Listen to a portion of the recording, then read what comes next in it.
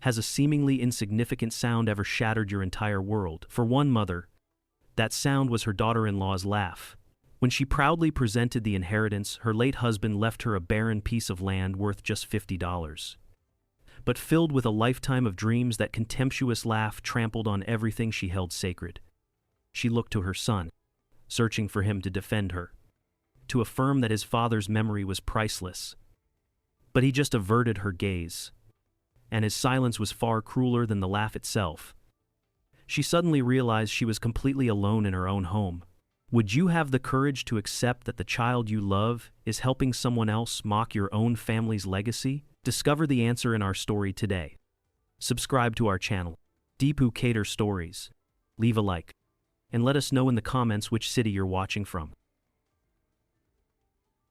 The Echo of a Laugh. My name is Beatrice Washington. I am 68 years old, and a month ago, I heard the sound that broke my heart. It wasn't the sound of a gunshot in the night, or the wail of an ambulance siren drawing near. It was the sound of my daughter-in-law's laugh. It happened on a Sunday. One of those quiet, slow Sundays where the afternoon light hangs heavy in the air, illuminating the dust motes dancing in my living room. We were going through a cedar box filled with things that belonged to my late husband, Samuel. It's been 3 years since he passed. But sometimes, opening that box still feels like opening a wound. My son, Marcus, sat in his father's old armchair across from me. He looked tired, a kind of tired that settles deep in the bones, the kind that comes from spreadsheets and deadlines and a mortgage that's always a little too big. Beside him sat his wife, Chloe. She's a financial advisor. Everything about her is sharp and polished, from her perfect manicure to the crisp, clean lines of her blazer. She always looks like she just stepped out of a magazine, while I always feel like I've just stepped out of the garden. My fingers, wrinkled and spotted with age, trace the edges of old, black and white photographs. Samuel in his army uniform, so young and proud. Samuel holding a tiny Marcus on his shoulders. I pulled out a bundle of papers, folded and yellowed with time, tied together with a faded blue ribbon. "Oh, look," I said, my voice softer than I intended. "It's the deed to your father's land." Chloe leaned forward, a flicker of something clinical in her eyes. "What land?" "Mother B." The memories came flooding back then, warm and comforting like Samuel's old wool sweater. "A small patch up in Morgan County," I told them. "Your father bought it right after he came home from the service. Paid for it with his discharge pay. There's nothing on it, really. Just rocks and sagebrush and a handful of stubborn pine trees." I smiled, remembering he used to call it our beautiful, useless piece of heaven. Marcus managed a sad smile, a ghost of the one his father used to have. "I remember. Dad always said he was going to build a cabin there someday. A place to get away from it all." "How romantic," Chloe said. The way she said the word romantic sounded like a bad investment. "Do you mind if I see that I'm just curious about the legal side of things?" I hesitated for a moment before handing the papers to her. It felt personal, like letting a stranger read a love letter. She took them, her movements quick and efficient. Her eyes, the color of cold coffee, scanned the document. They didn't linger on Samuel's proud, looping signature. They didn't care about the date. Nearly 50 years ago. They went straight to the numbers. Her gaze stopped on the attached county tax assessment, and then it happened. It wasn't a loud, booming laugh. It was a short, sharp little sound. A puff of air that escaped her lips before she could stop it. A single, dismissive ha that she quickly tried to cover by clearing her throat. For just a second, her eyes lit up, not with humor, but with something else. Something I couldn't name then. It was a flicker of discovery. She placed the papers on the coffee table as if they were contaminated. "Honestly, Mother B," she said, her voice now dripping with practiced concern, smooth as honey. "Why do you hold on to something like this? An abandoned piece of land worth only $50. That's what the tax bill says. $50 a year. It's an emotional liability. Nothing more. A loose end." The room grew quiet. The sunlight seemed to dim. Her words hung in the air, sharp and pointed. An emotional liability. A loose end. Was that all Samuel's dream was? That land was never about money. Not for Samuel. For him, it was about owning something that no one could ever take away. After years of following orders, of living in barracks and sleeping on cots, that piece of dirt was his freedom. It was his proof that he had come home. It was the place he would go in his mind when the world became too loud. He would sit at the kitchen table, close his eyes, and say, "B, I'm heading up to my mountain." I looked at Marcus. I searched his face, desperate for him to defend his father's memory. To defend me, he wouldn't meet my eyes. He stared down at his own hands, turning his wedding band over and over. "Chloe," he mumbled, his voice weak, almost a whisper. That land, it meant something to Dad. Then, he glanced at his wife. She gave him a small, tight smile. And just like that, his resolve crumbled. "But," he added, his voice a little firmer now, as if repeating a line he'd been taught, "she does have a point. Mom, it is an expense." A cold, heavy disappointment settled in my chest. It wasn't just Chloe's laugh that hurt. It was my son's silence that followed it. The silence that agreed. From the corner of the room, my grandson, Jamal, looked up from his tablet. He is 15. He has his grandfather's thoughtful eyes. He didn't say a word, but I saw him. He looked at his mother's sharp, triumphant smile, then at his father's conflicted, downcast face, and finally, his eyes met mine. He had heard it too. Not just the words, but the lie hidden beneath them. He had seen that strange, hungry laugh, and in that quiet moment, as the afternoon sun cast long shadows across my living room floor, I knew my life had changed. I was no longer just a grieving widow sorting through old memories. I was a woman standing on the edge of a fight I didn't even know had already begun. The unseen observer. They left soon after that. Chloe kissed my cheek. It was a dry, papery kiss, all business. Marcus gave me a quick, tight hug. He couldn't quite meet my eyes. I watched them get into their clean, quiet car and drive away, leaving only silence behind them. I stayed in my armchair for a long time. The sun dipped lower, casting long shadows across the living room floor. The house felt big. Too big. Samuel and I had filled every corner of it with laughter, arguments, and the comfortable quiet of two people who knew each other's souls. Now, the silence was just empty. I wasn't angry at Chloe. Not really. Anger requires energy, and I felt drained. Anger is a hot, roaring fire. What I felt was colder, sharper. It was the icy sting of disappointment. My son, Marcus, he had let her words hang in the air. He had let that laugh echo without a single word of protest. He had looked at his father's dream, reduced to a $50 tax bill, and he had nodded. He had agreed. I closed my eyes. I could picture him as a boy, sitting on Samuel's lap, his small hand lost in his father's big one. Samuel would point to the pictures in his old army atlas. "One day, son," he'd say, his voice a low rumble, "we're going to have a piece of this country that's all ours. Just for us." Where had that little boy gone? When did he learn to trade his father's dreams for a quiet life and a comfortable car? The front door creaked open. I opened my eyes, my heart giving a little jump. It was Jamal. "Grandma," he said softly. "I think I left my charger." His presence was a small warmth in the cooling room.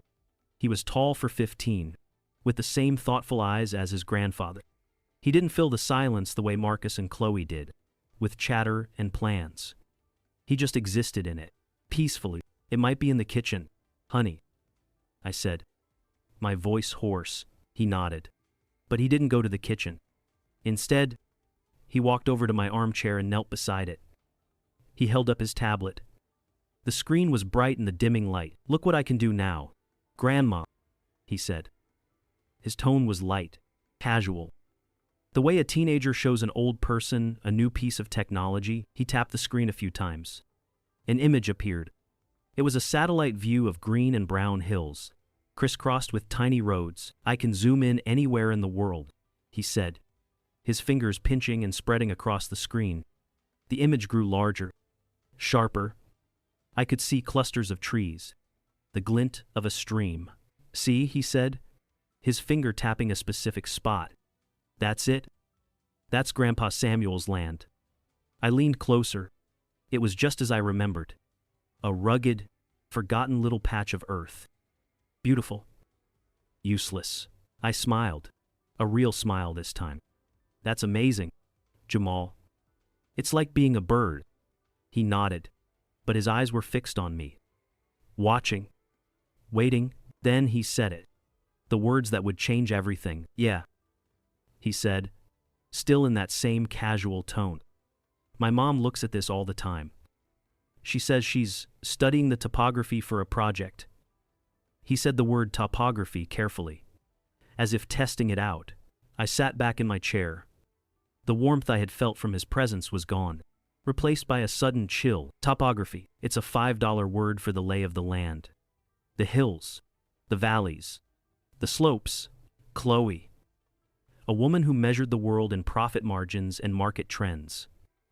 Why would she be studying the topography of a piece of land she had just laughed at, a piece of land she called a liability? A project. What kind of project needed satellite maps of a place with nothing on it but rock and memory? My mind started to work. Slowly at first, like an old engine turning over. The laugh. The quick, a hungry flicker in her eyes. Her rush to dismiss it, to call it worthless. The way she had pushed to help me get rid of it, it wasn't a joke to her. It was something else. Jamal saw the change in my face. He put his hand on my arm. His touch was gentle, but firm. A small anchor in a suddenly shifting world. You okay? Grandma. I looked at my grandson, at his serious, knowing eyes. He hadn't come back for his charger. He had come back for me. He had seen the hurt, and he had brought me a question, a weapon. He was giving me a thread to pull on, to see what might unravel. I patted his hand. I'm fine, honey, I said. And for the first time since they had left, it almost felt true.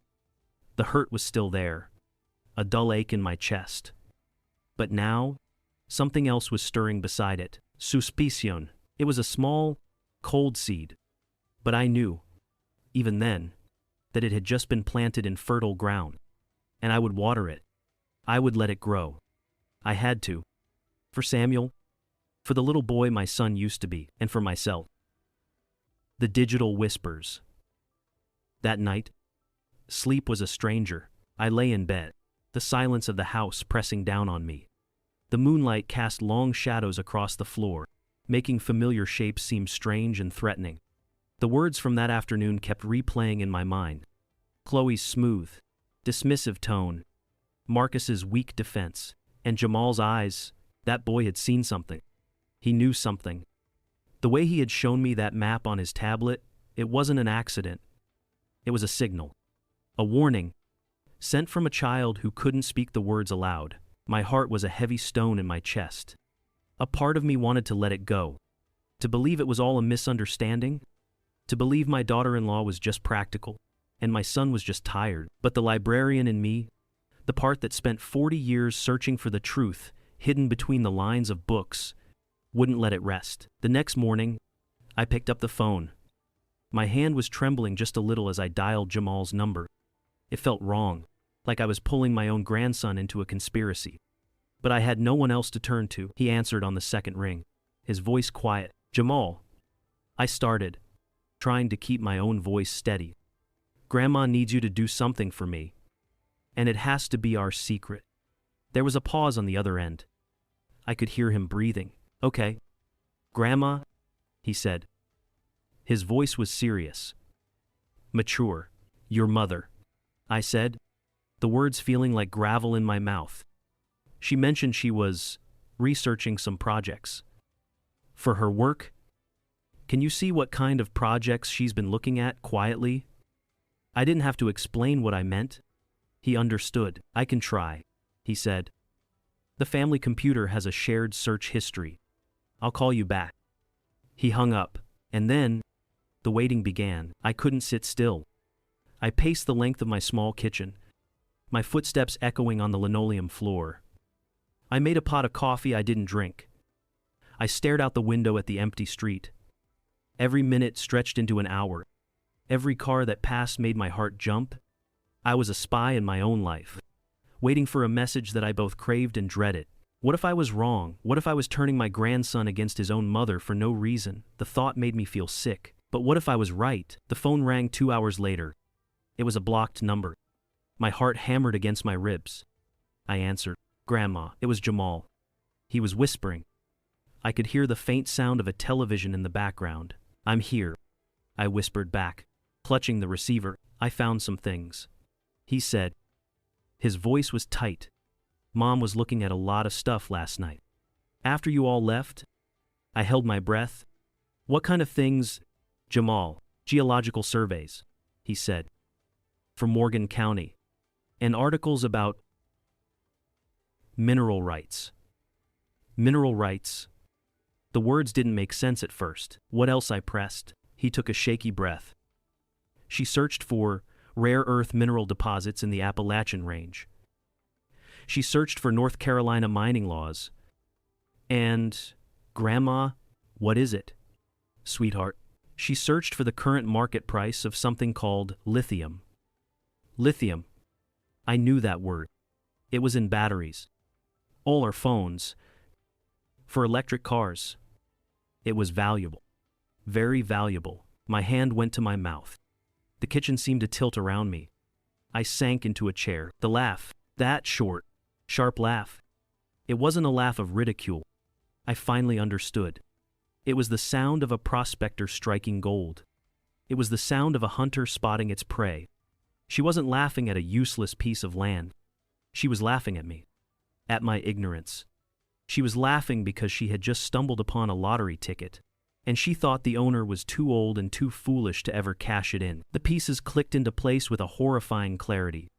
The map on the tablet, the terrain research. It was never about the rocks and the sagebrush on the surface. It was always about what was buried deep beneath. Jamal, I said, my voice now strangely calm, cold and sharp. Did you find anything else? One more thing, he whispered. She was on a website, a forum for private land investors. She bookmarked a page. It was titled, How to Acquire Land Assets from Elderly Family Members with Minimal Legal Exposure. The line went silent. The only sound was the frantic beating of my own heart. He didn't need to say anything more. He had given me the truth. A truth so ugly. It felt like a poison seeping into my veins. Thank you, Jamal, I said, my voice barely a whisper. You did a good thing. Now, delete this call from your phone. Don't speak of it to anyone. Do you understand? Yes. Grandma? He said. I hung up the phone. I sat there, in the quiet of my kitchen. As the afternoon sun faded to gray, the air grew cold. Betrayal comes in many forms, I suppose. A harsh word. A broken promise. But this form, this was the cruelest of all. It was betrayal wrapped in a cloak of concern, served with a sweet smile. I wondered, if you were in my shoes, what would you do next? Would you call your son and confront him with this poison? Or would you do as I did, sit in the silence and dig deeper? Let me know what you think in the comments below. The poison of silence. For 2 days, the words Jamal found haunted my quiet house. Rare earth minerals. Mining rights. They felt like foreign objects, sharp and cold, dropped into the warm, familiar rooms of my life. They explained Chloe's laugh. They explained her hunger, but they didn't explain my son. A mother's heart is a stubborn thing. It holds on to hope long after reason has let go. I told myself Marcus didn't know. He couldn't.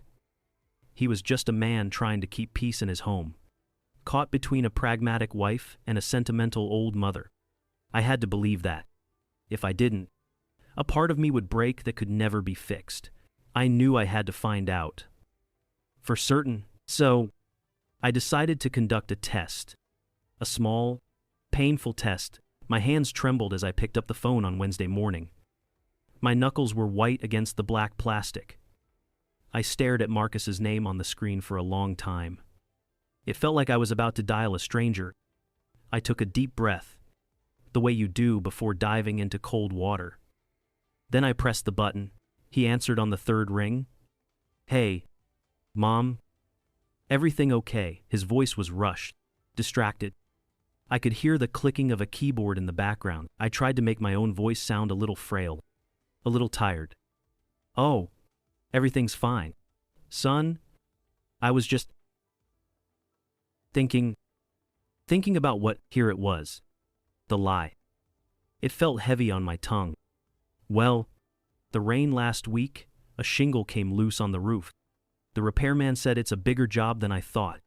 It got me thinking about finances. I paused, letting the silence stretch. I was thinking, maybe I should sell your father's land. See if I can get a few thousand for it. It would help. The clicking of the keyboard stopped. There was a silence on the other end of the line. It was not a long silence, but in that short space, I held my breath.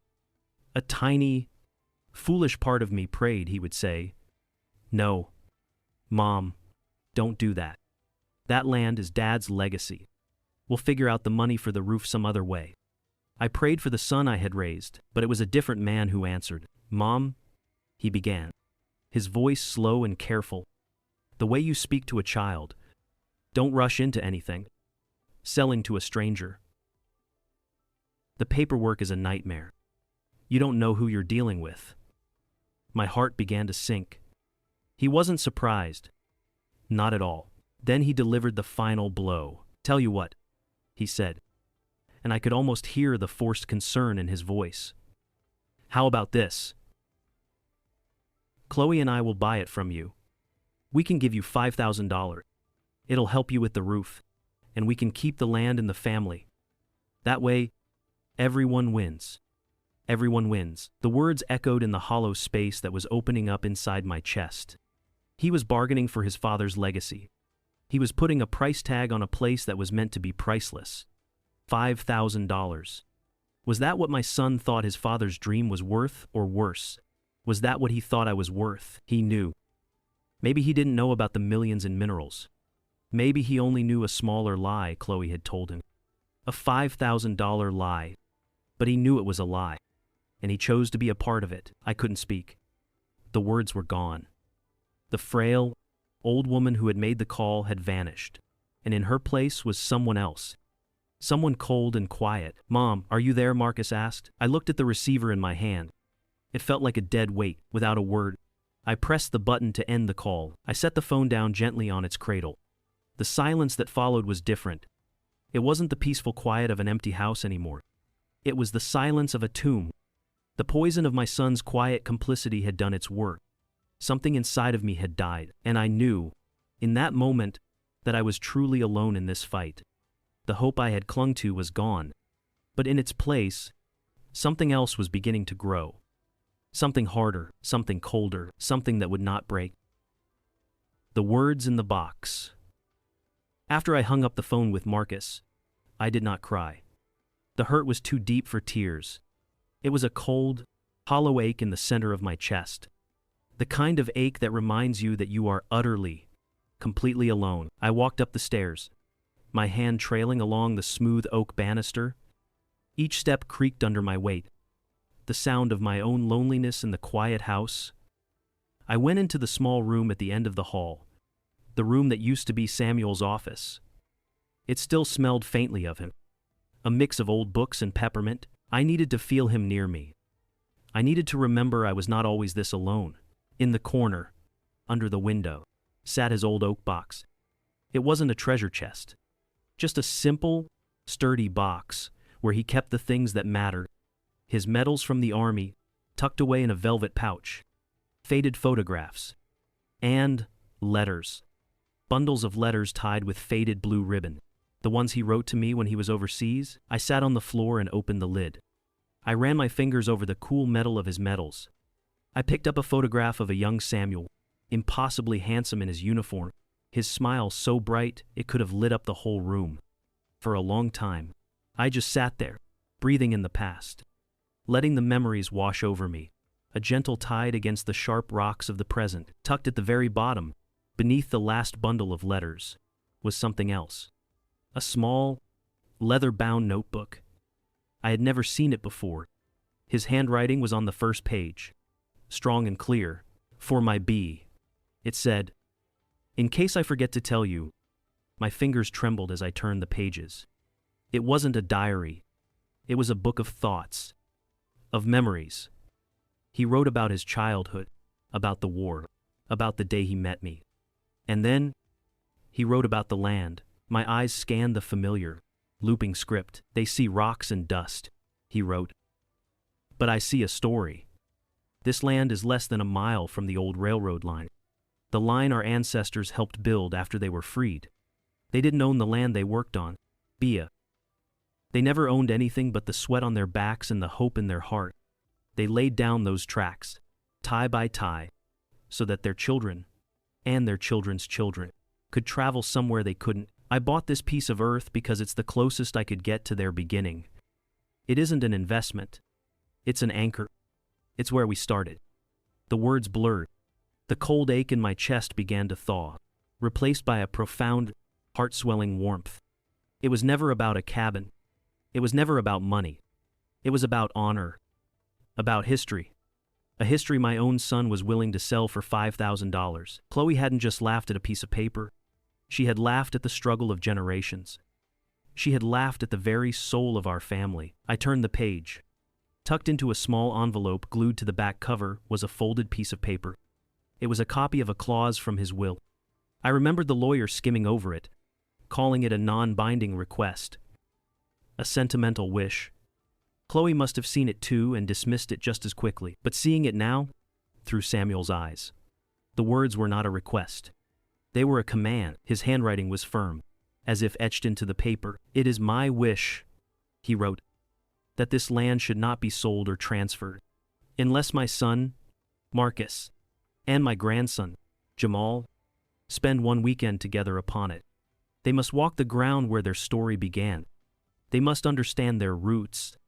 The final decision must bear 3 signatures: my wife's, my son's, and my grandson's." 3 signatures. I read the line again and again. My son's and my grandson's. It was not a wish. It was a condition. A lock. And Samuel had just given me the key. He had seen something, all those years ago. Some weakness in Marcus. Some cold ambition in Chloe. He had seen it. And he had left me a shield. He had left me a weapon. I closed the notebook and held it tight against my chest. The hollow feeling was gone. In its place, something new was growing. Something hard and clear as diamond.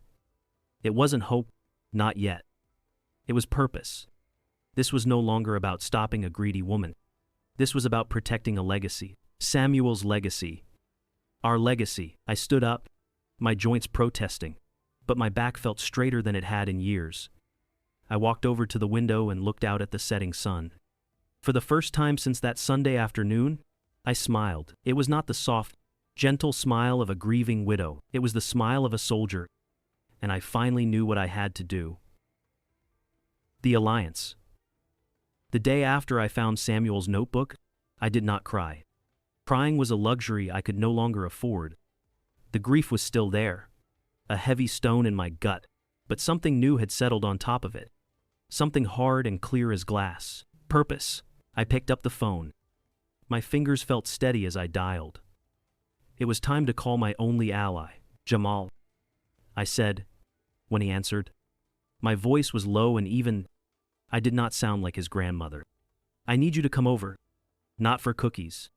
We have important work to do. Just you and me." There was a pause on the other end. I could hear the quiet understanding in that silence. "I'll be there in 20 minutes, he said. He arrived, looking more like a young man than a 15-year-old boy.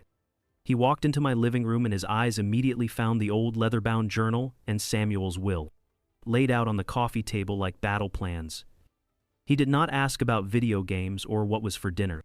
He just sat down on the ottoman across from me, his hands clasped between his knees, and waited.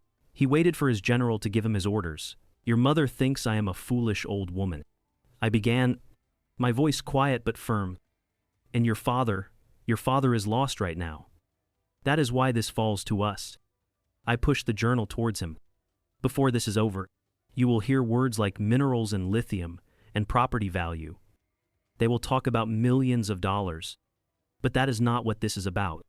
You need to understand what they are trying to steal. I opened the journal to a page near the back. Tucked inside was a photograph, faded to the color of weak tea. It showed a group of men and women, their faces stern and proud, standing in front of a half-finished railroad track, cutting through a rocky hillside. Their clothes were worn, but their backs were straight. This is our family, Jamal, I said, my voice softening, growing thick with the weight of history. This is your great-great-grandfather, Hezekiah, right here. He was born a slave. When he was freed, he came here, to North Carolina, and got a job laying track for the railroad. He and these other men, they built this state with their bare hands. I traced a finger over the landscape in the photo. It was the same rugged, unforgiving terrain as Samuel's land. That land up in Morgan County, it is right next to this old railroad line. Your grandfather Samuel bought it for a reason. It wasn't about building a cabin. It was about honoring this. Them. My voice grew stronger. Solemn. He said that land was where we began. It was a place where our name meant something more than what was written on a piece of paper. It was a symbol of our freedom. Jamal stared at the photograph. He didn't say anything for a long time. He reached out a finger and gently touched the face of Hezekiah, a man he had never known, but whose blood ran in his veins. They weren't just names in a book. Jamal, I whispered. They were survivors. Finally, I showed him the will. I pointed to the clause Samuel had written, the words that Chloe had dismissed as sentimental nonsense. I explained what it meant, that no decision could be made without him. Without his signature. He read it once. Then he read it again. He looked up at me, and in his eyes, I saw the boy disappear completely. A man sat in his place. A man who understood the weight of a legacy. He placed his hand flat on the cover of his grandfather's journal. It was a small hand, but it was steady. Rock steady, Grandma, he said, and his voice was deeper than I had ever heard it. I won't let anyone take this place. He looked me straight in the eye. I won't sign anything. Not until Dad understands. A wave of relief washed over me so powerful it almost buckled my knees. I was not alone. Samuel had known. Somehow, he had known he was leaving behind a guardian. We sat there in the quiet of the living room. A two-person army. An old woman and a young boy. And we began to make our plan. It was a simple plan. Deceptively simple. We will play their game, I said, my voice becoming strategic, clear. But by our rules. I will call your father. I will tell him that I want to honor Samuel's last wish. I will say that the family must visit the land together before I sign any papers. Jamal nodded, his eyes sharp. Mom will agree. She'll think you're giving up. Exactly, I said. A small, cold smile touched my lips. She will believe she is leading me into a trap. But what she doesn't know is that we are the ones who set it. We planned every detail. How I would sound on the phone, resigned. A little sad. How he would act during the trip, quiet, distracted by his phone. We would be harmless. A grieving widow and a bored teenager, until the moment we were not. When he stood up to leave, I walked him to the door. He paused on the porch and turned back to me. We're gonna win this. Grandma Bia, he said. It wasn't a question. It was a promise. I watched him walk down the path, his shoulders set with a new kind of purpose. The sun was setting, casting long shadows across the lawn. For the first time in a month, my house did not feel empty.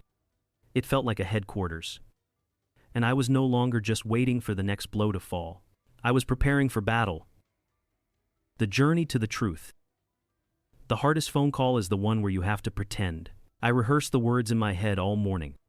I practiced keeping my voice steady, adding just the right amount of weary resignation. When I finally dialed Marcus's number, My heart felt like a cold, heavy stone in my chest. He answered on the second ring. Mom, is everything okay? I took a slow breath. I'm fine, son. I've been thinking about what you and Chloe said. A pause.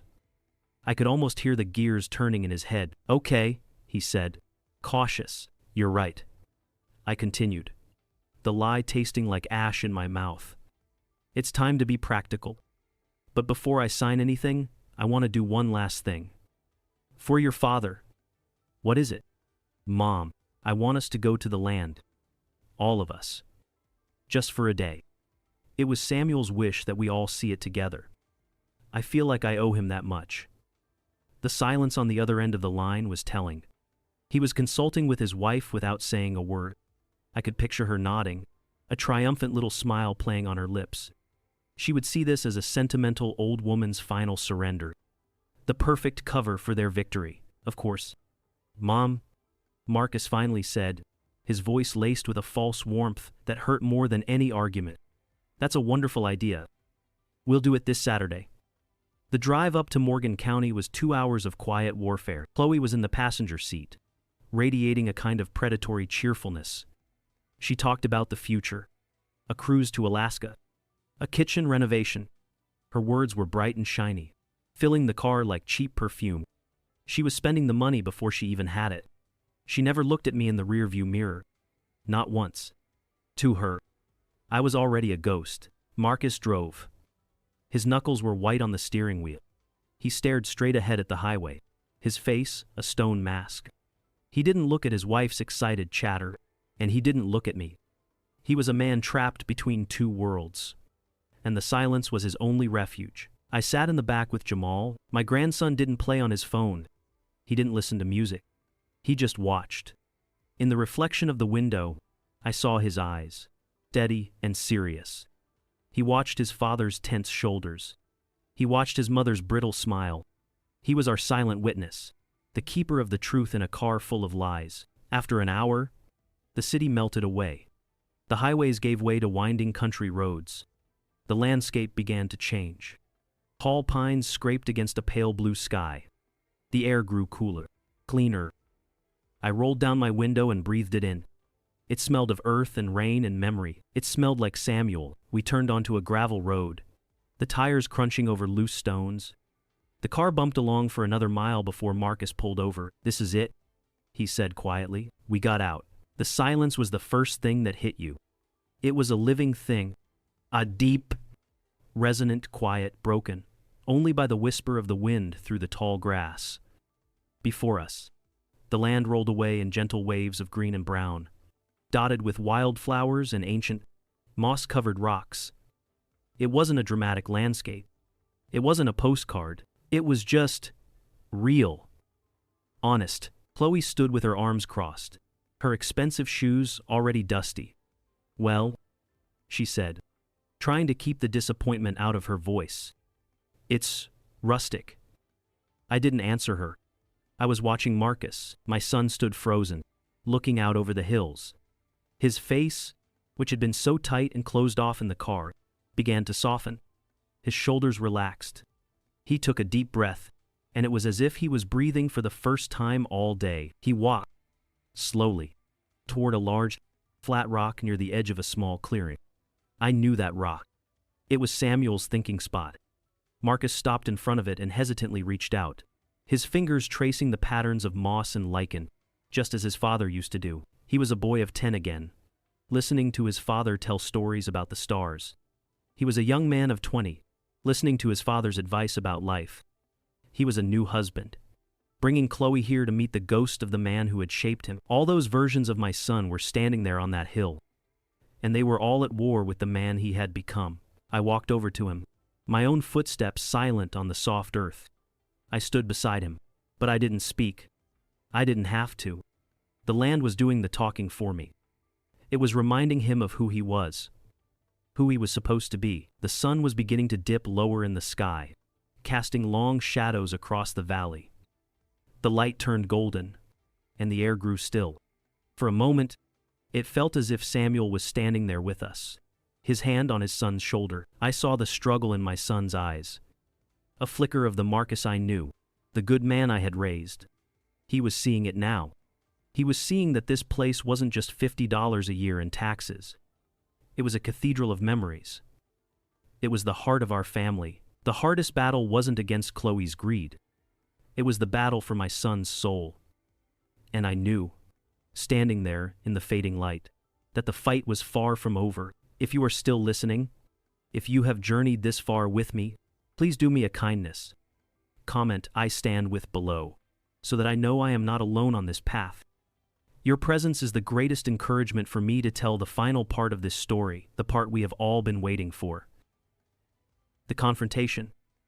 The sun was low in the sky, casting long shadows across the hills. The air was cool and smelled of damp earth and pine. Chloe pulled out a sleek metal pen and a folded document from her purse. Her smile was bright.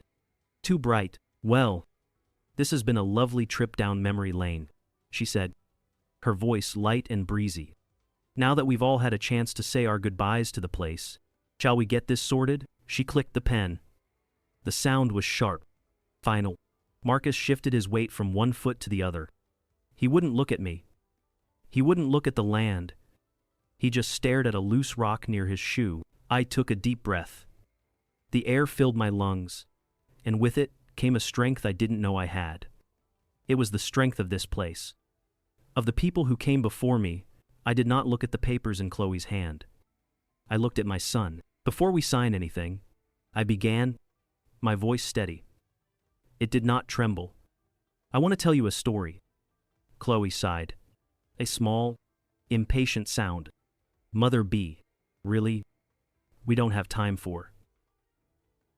The first Washington to stand on this land was a man named Jacob, I continued, cutting her off without raising my voice. He was my husband's great-grandfather. He wasn't a landowner. He was a freed slave, working on the railroad that cut through these mountains. His crew slept in tents, right over there. I pointed toward a flat clearing near a cluster of old oaks. They were paid next to nothing. They chipped away at these rocks with their bare hands. Some of them died here.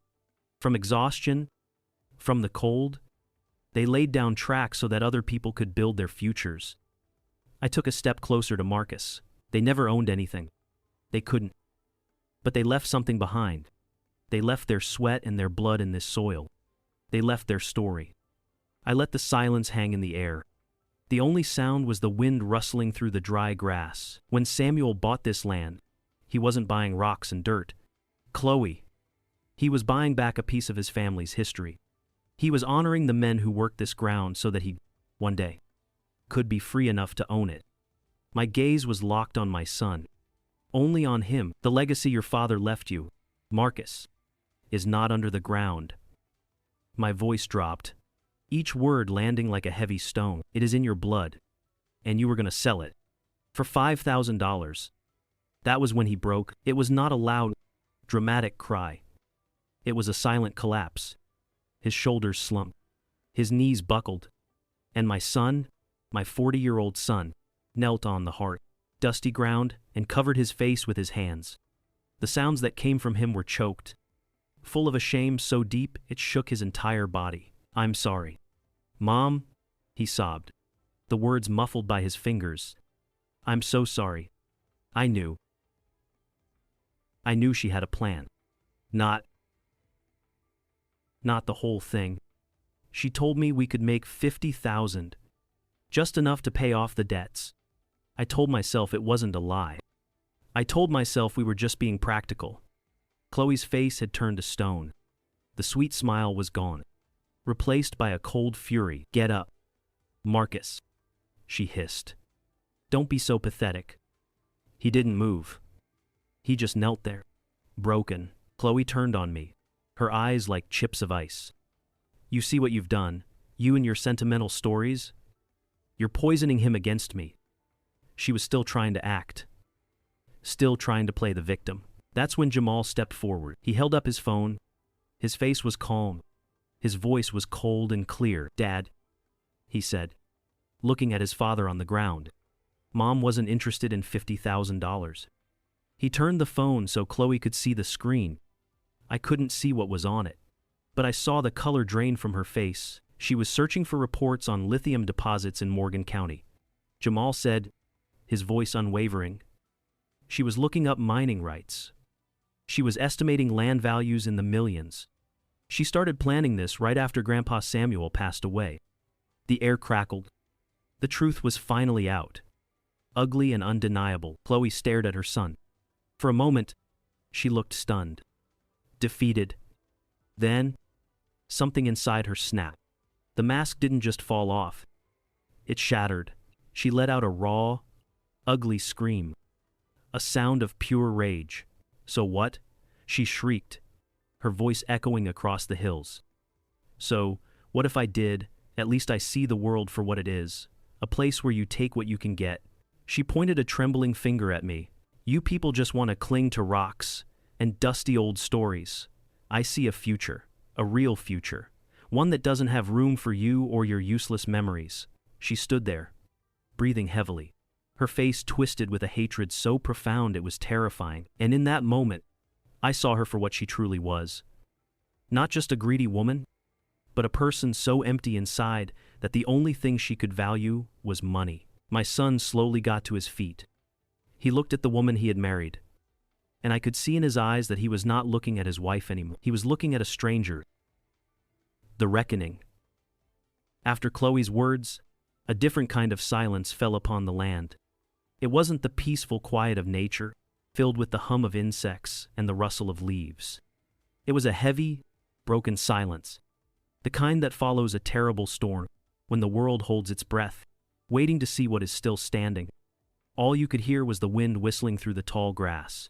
A lonely, mournful sound. Chloe stood there, her beautiful face twisted into a mask of pure rage. The mask of polite concern she had worn for years had finally shattered, and what lay beneath was ugly. It was raw and sharp and desperate. She looked like a stranger, one you would cross the street to avoid. She had gambled everything on my son's weakness, on his desire for a life that was easier, shinier. And for a long, terrible moment, it seemed she might still win, because Marcus, my son, was on his knees in the dirt. His expensive, city soft pants were stained with the red Carolina clay. His shoulders were shaking, great, heaving sobs that seemed to tear through him. He was weeping like a lost child who has finally realized he is alone in the woods. With the darkness closing in, I watched him, and my heart, which I thought had already been broken into its smallest possible pieces, seemed to ache with a pain so deep it felt ancient. This was the boy I had raised, the boy I had taught to be kind, to be honest, the man I had trusted to carry on his father's name. And he had allowed this poison, this cold, calculating greed, to seep into the very heart of our family. I did not move toward him. I couldn't. This was a reckoning he had to face on his own. He had to find his own way back from the wilderness he had wandered into. Jamal stood beside me, still and solid as the old granite stones scattered across the field. He didn't look at his mother, spewing her venom. He looked at his father, kneeling in shame. His young face was a calm, unreadable mask, but I saw the muscles in his jaw tighten. He was witnessing the end of his world as he knew it. Slowly, as if moving through deep water, Marcus pushed himself up. His movements were clumsy, heavy with the weight of his own failure. He wiped his face with the back of his hand, smearing dirt and tears across his cheek. He looked exhausted, old, as if he had aged 20 years in the last 20 minutes. He finally turned to face his wife, and when he looked at her, I saw something in his eyes I had not seen in a very long time. It was not anger. It was not even sadness. It was the terrible clarity of a man who has lost everything, and in doing so, finally sees the truth for what it is. His voice was quiet, hoarse from weeping, but it did not tremble. "You laughed at my father's legacy, Chloe," he said. Each word was carefully placed, like a stone being laid on a grave. "You stood in my mother's house and called it an emotional liability." He took a slow, ragged breath, and the sound of it was the only thing that moved in the vast quiet. "But the thing you truly held in contempt, the thing you thought was so worthless," he shook his head. A small, sad gesture. "It was my family. It was me. He paused, and in that pause, I saw the entire 15-year history of their marriage, the shared meals, the vacations, the quiet nights, all of it collapsed into dust. Our marriage, he said, and the words were as final as a judge's gavel. It ends here, on this land. Chloe stared at him. The rage on her face flickered, replaced for a second by sheer disbelief. She had never imagined this. She had never imagined that the quiet, pliable man she had so carefully molded would ever stand up to her. I thought she would scream again, that she would unleash another torrent of blame and justification. But she didn't. The fire in her eyes died out, leaving behind only the cold, hard ash of defeat. She simply turned. Her back was rigid, straight as a steel rod. She walked toward the car, her footsteps unnaturally loud on the gravel path. She did not look back. Not at her son, whose world had just been torn apart. Not at the man she had promised to love and honor. We stood there and listened. The sound of her car door slamming shut echoed across the hills, startling a flock of birds from a nearby tree. Then the engine starting, a furious, grinding sound, the crunch of tires spinning on gravel as she accelerated too quickly. The sound grew fainter and fainter, a fading growl of anger, until it was completely swallowed by the wind, and then there was only silence. A deep, profound silence that seemed to settle over the three of us, over the whole world. We stood there for a long time, 3 generations of Washingtons, surrounded by the ghosts of our ancestors and the fresh ruins of our present. The sun was beginning its slow descent, painting the sky in breathtaking shades of orange and deep, bruised purple. It was beautiful, so painfully, terribly beautiful. Marcus finally turned to me. His face was a mask of such profound shame and sorrow, I almost looked away. "Mom," he whispered, and his voice broke on the single word, I am so sorry." He couldn't finish. There were no words for what he had done. No apology big enough to fill the chasm that his weakness and silence had opened between us. I walked over to him. He flinched slightly, as if expecting me to strike him, to finally unleash the anger I had held inside for so long. But the anger was gone. All that was left was a vast, weary sadness. I simply stood before him. My son. This broken man who was still a part of me. I reached out a hand, my old, wrinkled hand, and gently brushed the dirt from his cheek. His skin was wet with tears. Then I looked over at Jamal, who had not moved from my side. His young face was etched with a quiet sadness that seemed too heavy for his years. He was just a boy. He should have been at home, thinking about video games and homework and girls. Not this. Not standing here in the wreckage of his parents' lives. I moved to stand between my son and my grandson. I put one hand on Marcus's shoulder, feeling the tension in his muscles. I put my other hand on Jamal's, feeling the steady strength of his youth. I could feel the trembling in both of them, a tremor of shock and grief that passed through me, connecting us. We stood like that, a fragile triangle of shared blood and shared pain, watching the last sliver of the sun disappear behind the dark silhouette of the Appalachian Mountains. The air grew cool, raising goosebumps on my arm. The scent of pine and damp earth, the scent of Samuel's useless piece of heaven, filled my lungs. This land, it had seen so much sorrow, so much struggle. It had seen generations of my family fight just to exist. But it was still here, and so were we. I squeezed both their shoulders, not just to comfort them, but to anchor myself, to affirm that we were still a family. Broken, yes. Wounded, deeply, but not destroyed. We'll be all right, I said, my voice quiet but firm in the gathering twilight. It wasn't just a hope, it was a promise to them, to Samuel, and to the ancestors who had walked this ground before us. We will start over, I said, looking out at the darkening hills. Right here. The true inheritance. It has been 6 months since that day on the hill. The autumn leaves have fallen, and the first frost has kissed the ground. My house feels quiet now, but it is a different kind of quiet. It is not the heavy silence of loneliness anymore. It is a peaceful quiet, a settled quiet. Chloe is gone. Marcus filed for divorce the following week. I never asked him about the details. Some doors are not meant to be opened again. I know it was hard. I see the sadness in his eyes sometimes, a shadow that lingers. But I also see a lightness in his shoulders that wasn't there before.